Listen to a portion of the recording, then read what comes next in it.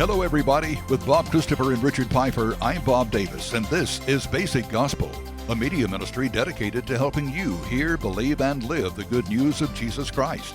We're live on the air and online, and today on Basic Gospel, it's the eagerly anticipated visit with Cold Case Christianity author J. Warner Wallace. And Jim, welcome to Basic Gospel. It's great to have you with us. Oh, I'm so glad to be with you guys. Thanks for having me. I appreciate it. You bet. Well, it's our privilege, our pleasure. And as we've mentioned, we're making Cold Case Christianity available to Basic Gospel listeners.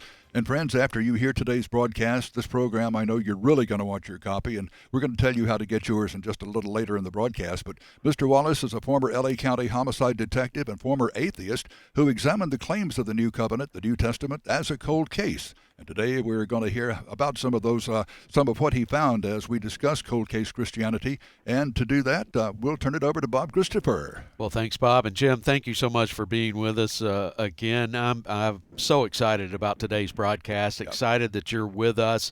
I think what you have written in Cold Case Christianity is a must out there in the Christian world today. And I thank you that you have put the work, the time, the energy, and the effort to bring forth such a wonderful resource for believers, not only here in the United States, but the world over. So thank you, my friend. Well, and you know what? I'm so blessed to be able to do it. A lot of this came out of just our efforts with young people, high schoolers, and teaching them about the reliability of Scripture. And kind of at the same time, I was working these cold cases. So I was a part-time youth pastor and a full-time detective. And so a lot of that just kind of came together in this book. So I'm glad it's helpful for everyone who's reading it. Well, Jim, you say in your book that you were an atheist, and then something motivated you to take a look at the Word of God and to examine it for its veracity, to see if it was true. What prompted that, and how did you launch that investigation? Well, a lot of it, I didn't have any. The only people I knew who were Christians were people at work, officers, and a lot of the officers that I talked to. I wasn't raised in an environment where I had Christians in my family.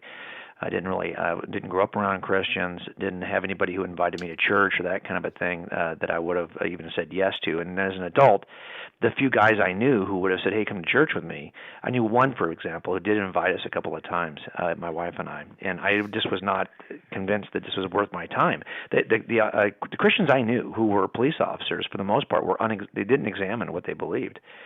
So they couldn't answer key questions that I would ask. And these are the same questions I would ask all kinds of Christians, because I just found that for the most part, even the people who I knew who were evidential in their approach to work, making a case against a particular suspect, were not evidential when it came to matters of Christianity. And so I thought, I don't see the difference. I don't understand why you would take one approach in one form of your life, one aspect of your life, and then not take that approach in others. So I just didn't think there was any good reason to look at it. But my wife was definitely more interested than me, and she was the one really who I think is responsible for us first attending church. And so I would have been happy to go with her as an atheist. In fact, that's what I did. I decided, I'll go. If you want to go, I'll go. I don't believe it's true. And my dad's the same way. He's a very committed atheist who would go to church just to please his family or to please his wife. And so, I was willing to do the same thing. And so my parents divorced when I was very young. My dad remarried. His second wife is an LDS believer, a Mormon. And he would say, yeah, he'll go. The same way he'd go to our church, but this is really a useful delusion that produces good behavior, but it's not really true. And that's really where I stood for a number of years. Well, interestingly, at the beginning of the book, you say your friends described you as an angry atheist, a skeptic who thoughtfully dissected Christians and the Christian worldview. Was there something that motivated you to do that? I love that word, dissected Christians. Did you have a curiosity about the Bible, even as a skeptic? Not really, but here's what it was. I was a skeptic about everything, because if you're a police officer, skepticism serves you quite well. I mean, if you believe everything everyone tells you, nobody goes to jail. Instead, what you do is you begin by thinking everyone's lying to you until you can prove otherwise. And at some point, in trying to prove otherwise, you're going to discover who's telling you the truth. So I kind of applied that to everything, not just to my criminal cases, but if you're going to make a claim as outrageous as that there is this supernatural being, okay, great, but you've got to make a case for it. And I'm going to doubt that this is true until you can show me otherwise. And so that was just my approach to everything. And so that's why and to be honest, when you talk to the folks who I knew who were Christians, they couldn't defend it. And so I found myself quite easily mocking those people we knew. And I'll tell you, a lot of the people we knew, and we had a friend who I was on the job with who was equally dismissive of Christians. And a lot of that's because we would arrest a lot of people who would tell us they were Christians as well. So we knew two groups: the group who doesn't really understand what how to defend what they believe, and then another group that doesn't seem to live out what it is they think they're supposed to live out consistently, because they're constantly getting arrested and telling us after the fact that they, I should know better. I'm a Christian, and we thought to ourselves, there you go. This is what happens when you hold an unexamined view that is not supported by evidence. At some point, those kinds of views break down. Yeah. And I would have said that Christianity was just another one of those that doesn't hold up because it's not based on anything evidential. Yeah. Well, our guest today on Basic Gospel is Jim Wallace, the author of Cold Case Christianity. And today and this month, a copy of Cold Case Christianity is yours as you make your gift by visiting basicgospel.net. Again, that website, basicgospel.net, to request your copy of Cold Case Christianity. And we are delighted to have Jim on the air with us. Yes, indeed. Jim, it's interesting, as you started reading the gospel accounts in earnest, they struck you as eyewitness accounts. What were some of the clues that led you to that particular conclusion? I think a lot of skeptics, and I think maybe early on in my life, I'd have said the same thing before I started working as a detective, that this idea that, we're not quite sure what eyewitness accounts ought to look like. We kind of think that for example, if you see variations between accounts, that somehow this might mean you could dismiss what these accounts tell you, because you might think, well, look, they should all agree, right? But after you've worked witnesses for some period of time, you recognize that they never agree. Two eyewitnesses can see the same thing right now and report it 10 minutes from now, and their own personal histories, the things they're interested in, their areas of expertise, who they are in terms of their personality, all of these things will impact the way they retell the story. And if you compare the two stories, if they're told to you in isolation, they will be very different, and you'll think to yourself, really? It doesn't even sound, I'm not even sure these two guys or gals saw the same thing or were present at the same event. And so when I saw the variations between the accounts in the Gospels, the variations were much of a flavor that I had come to recognize that was kind of the earmark of reliable eyewitness accounts. One of the things, for example, I saw is that whenever you have an eyewitness who provides you with data, typically they'll say something confusing where you're thinking, are you sure it happened that way? And they'll say, well, yeah, this is what I saw. Okay, but it doesn't make any sense. The way they've presented it to you, you almost would think, I'm not sure it could happen that way. And not until you interview a second or third witness does that second or third witness give you a piece of data that fills in the open question that was raised by the first witness. This is very common in eyewitness accounts. And I kind of come to expect that. And when I read through the Gospels, I would see similar things between the Gospel accounts. Remember, you have two accounts, Matthew and John, that if they are truly written by the Apostle Matthew and the Apostle John, would have been written by people who were there to see it, to report things they had seen, or report things they had been told by others who had seen it. Now, you know that Mark's account we traditionally hold as Peter's account offered through Mark. This is what Papias, a bishop in the first century, tells us. And then you have Luke's account where he tells us that he's going out and talking to the eyewitnesses who handed down these things to him. Okay, great. So I don't expect those two accounts to feel quite like the other two. But when I was looking through these and reading these, and I was only interested, to be honest, in the wisdom statements of Jesus. That's it, because the first interest I had in Jesus was as a smart ancient sage, period. Let me see how smart this guy is. And as I read through looking for the wisdom statements, it's not like Proverbs. I mean, these are encased in the Gospels, which as I'm reading them, I'm thinking, wait a minute, these folks want me to believe this actually happened. As they're writing this account, they want me to believe they're writing something that's historically true. That Jesus was actually raised from the dead. Right, that's one of the claims, right? Yeah, so I need to kind of work through that and see, well, and so that there are, I try to explain this in the book, there are 4 ways we evaluate eyewitnesses in jury trials. I simply said, could I apply that template to the authors? And if I did, how would they fare? And that's really what of course, when I did it for myself, it convinced me that I ought to take the account seriously. Yes. And then as I started teaching it after I became a Christian, I started teaching this to my students because the culture around us attacks these accounts, if I'm honest with you, primarily because they contain miracles. Yes. And if there were no miracles in the Gospels, nobody would doubt their veracity a lick. Yeah, They and that doubted was your because big of hang up, miracles. wasn't it? The fact that Yep. there were miracles, that there were supernatural events, and you actually held a presupposition that denied that, right? Oh, absolutely. This is why I really didn't stop. It took months, and people always ask me, well, what was the one thing that? Well, there isn't one thing, and that's very commonly the case when you're working cold cases. You don't build a case on one piece of evidence. You build a case on a collection of circumstantial evidences, and those become more and more obvious and more powerful the deeper the set gets. And so I needed to do something similar when I was building the case for this, and so I definitely had to take a break at some point and say, okay, Jim, you think that your philosophical naturalism accurately describes the universe the way it really is. Is that true? And if it isn't, and there is something out there that's so powerful that it could create everything in the universe from nothing, do you think that something could also walk on water?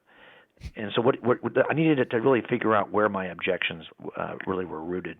And as it turned out, that they were really rooted in a bias that I held against anything miraculous, even though I was very much somebody who would have said that all of the universe came into existence from nothing at a point in the distant past, this standard cosmological model of the Big Bang. I definitely embraced that. But I never thought about really, okay, if that's the case, How did that what happen? kind of what kind of force could bring that into being? This is Genesis 1, really, and I hadn't read Genesis 1, so I needed to go back and really kind of see if my worldview made sense of what I was really experiencing, and that's where I really took another step. Well, I have a degree in biology from the University of Georgia. I went to Georgia 76 through 80, and I certainly encountered that philosophical naturalism Yeah. almost every class I took. They just Sure. readily dismissed the supernatural as any reasonable explanation for why things are the way that they are. And Yeah. boy, some of those professors were cocky and arrogant, and they just knew. I mean, science was going to be the answer, was going to bring all of this forth, and we could just dismiss God, just totally write him out of the human story. That's But right. when you examine things and when you look at things and let the evidence take you where the evidence really leads, you have to dismiss that philosophy and really embrace the fact that the supernatural is the most reasonable explanation as to why things are, and that's what eventually brought you to the point of belief, isn't it? Yeah, and for me, eventually, I just realized that the bias I was holding was really my own bias. I mean, it was not necessarily supported by evidence. It was just supported by my first assumptions. And remember, a lot of this is driven by a desire that all of us have for autonomy. I mean, we are seeing this right now. The culture is struggling, and the culture is in this tug of war, really about one thing before anything else, and that's this idea that we can be autonomous creatures that can decide our own destiny based on our own tastes, based on the things that we want from life, without any overriding influence of anything supernatural or any being that might tell us otherwise. So we want that kind of autonomy. And the great thing about science is if we can pursue science and eliminate God, then we can start to approach that kind of autonomy, right?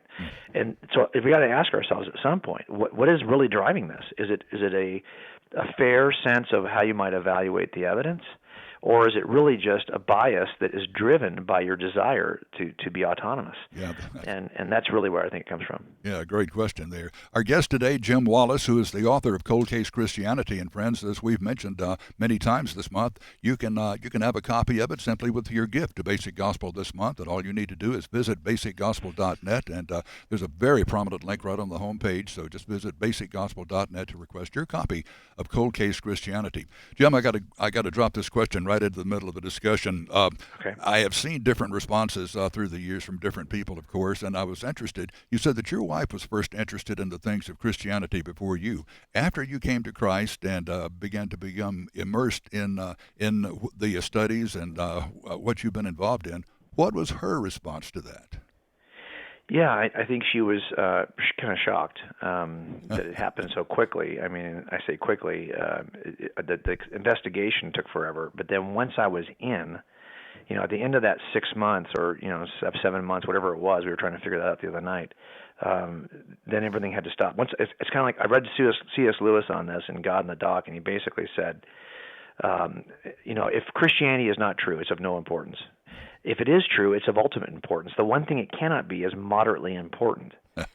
And I thought that's exactly the way I took it. I needed to know if it was true, and it took me a while to get there. But once I got there, everything had to switch. Everything had to change. All priorities I held before had to be changed, and then she saw that, and that part really took her by surprise. I think that you got to be careful what you ask for, right? What you wish for. Yeah, that's exactly right. Many times. She didn't really know what this entailed, because she had a kind of a cultural Catholic upbringing, and had never opened a Bible, and really had no idea what we were getting into, and would have said, let's go to church the same way you might say, I don't know, let's go to, don't families go to the Angels games? Shouldn't we go to the Angels games? I mean, families do that, right?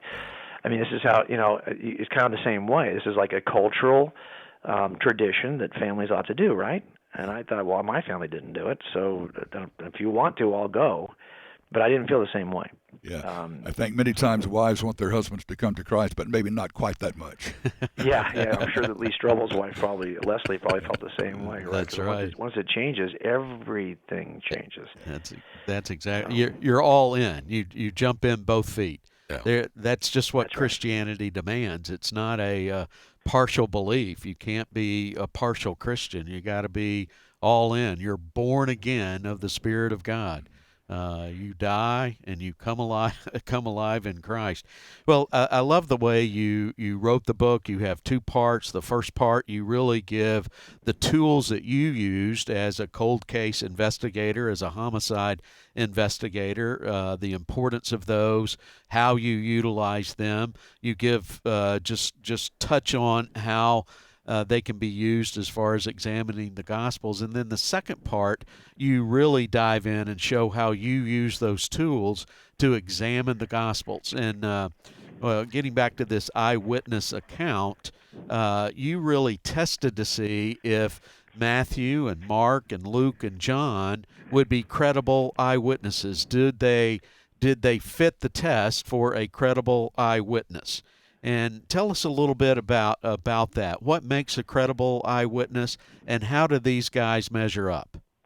Well, it's four things typically. We have a list of, and this is something that juries always want to know, because at some point we're going to ask a jury to evaluate the witnesses that they've been listening to on the stand, and both sides may present witnesses. The defense will do it, or the prosecution will do it. And so at some point you're going to have to assess whether or not you think these folks are telling you the truth. And so how do you do it? Well, we in our jury instructions here in California, we offer a series of instructions that might help witnesses to think about things in 14 different questions you can ask when you're evaluating eyewitness testimony on the stand. And those 14 questions, or 13 questions, whatever it may be, end up coming down to about four basic groups. You always see the same thing repeated over and over again. Number one, were they really there to see what it is they said they saw? Make sure they were really there. Two, can they be corroborated in some way? It doesn't have to be 100%.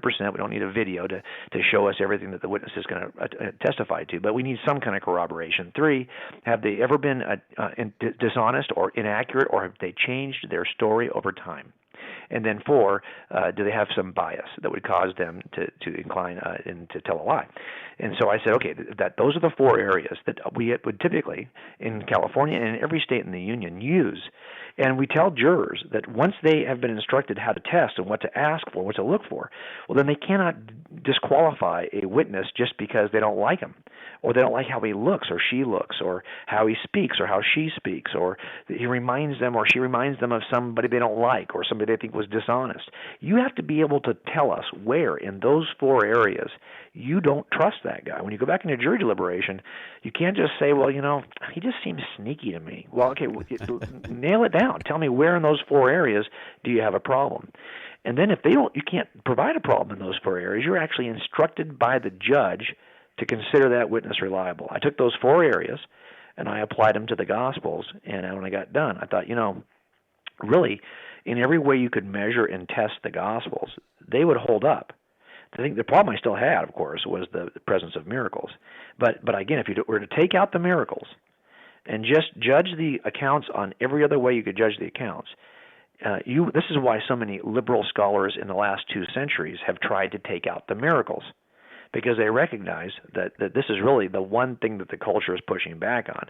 If we can, kind of determine there's a form of Jesus who is without miracles, then of course we're going to get to the true historic Jesus, which is, a joke. The historic Jesus is what's recorded in the Gospels. Either you take him whole cloth or you don't. And so I think that I had to really kind of work through that. But if you test them in those 4 areas, you will discover that there is really no ancient set of authors that survives the scrutiny that the gospel authors survive. And then you got to decide what to do with this guy who rose from the dead. That's exactly right. Yeah. This is Richard. I love this conversation. Thank you for being with us. I'm going to ask a question that I truly believe is the wrong question, but it's what I hear quite often from other people. And the question is, where does evidence end and faith begin? Yeah, and I think that's something I get a lot of pushback. When I first wrote the book several years ago, one of the groups that pushed back hardest were Christians who don't think that there's any room for an evidential approach at all. This is all about faith, and then this is all about what God does through your faith. It's all God. I would agree. And this is what happened to me, that yes, it was absolutely all God's work. There's no doubt of that in my mind today, how that happened. But I can tell you there's a role for evidence. And if it's all evidence, well, why do we call it faith? Well, what we're looking at is a form of faith that is biblical. And there are 3 ways to look at faith. One is to say that you believe something in spite of evidence to the contrary. That's a very unreasonable faith.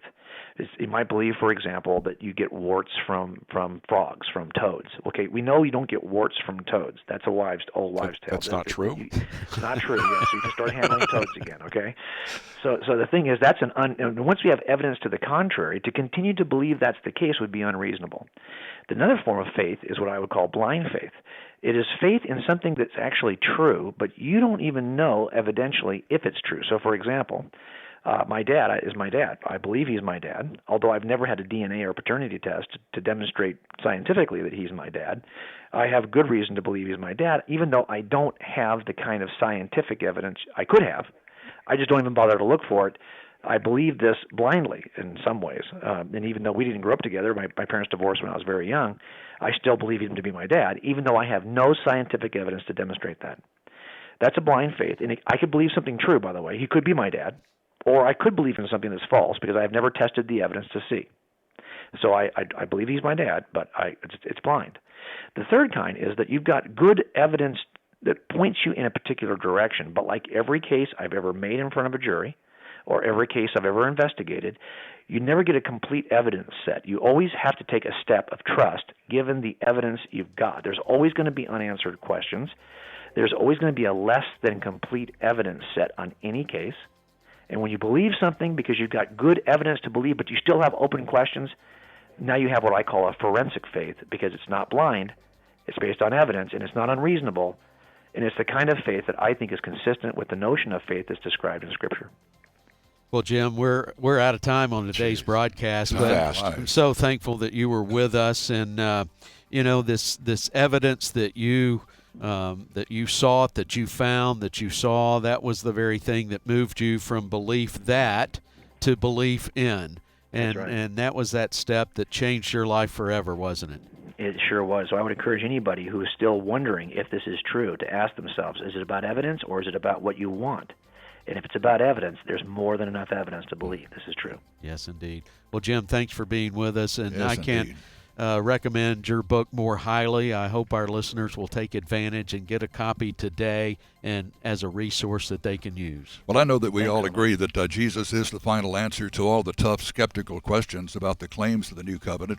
Everything in the Bible points to him, but, the person who is concerned by fear and anxiety and uncertainty just can't see that, at least not yet. This is why a respectful answer is so important, and that's why cold case Christianity can be very, very vital to that discussion. We want to send you a copy. It will help you provide answers to those who are skeptical of the gospel, but who are sincerely seeking. Request your copy today as our thanks for your gift to Basic Gospel. Simply visit basicgospel.net. Again, that's basicgospel.net. There's a prominent link right on the homepage, and we encourage you to go there and click that link. We would love to have your partnership with us as we continue to proclaim him. Well, as we close again, our thanks to Jim Wallace for being with us today, and thanks to you for joining us, everybody. Now for Bob Christopher, Richard Piper, and the ministry team, I'm Bob Davis, inviting you to be with us again tomorrow as we welcome Larry Alex Taunton to Basic Gospel.